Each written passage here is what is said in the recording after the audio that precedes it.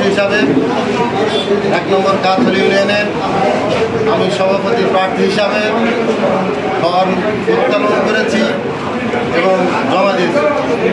আমি 1 নম্বর গাছতলী ইউনিয়নের আমার সমস্ত নেতৃবৃন্দকে উদাত্ত আহ্বান রাখতে চাই, আগামীতে যে জাতীয় সংসদ নির্বাচন হবে সেই জাতীয় সংসদ নির্বাচনে মেহেরপুর জেলা বিএনপির সম্মানিত আহ্বায়ক জনাব জাভেদ মাসুদ মিল্টন সাহেবের হাতকে শক্তিশালী করার জন্য এবং গণতন্ত্র পুনরুদ্ধারের জন্য আমরা গাছতলী ইউনিয়নের নির্বাচনে অংশগ্রহণ করব।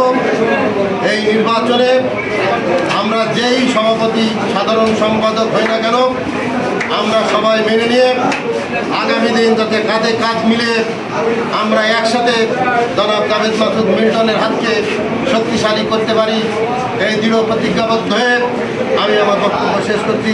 খোদা হাফেজ। বাংলাদেশ জিন্দাবাদ।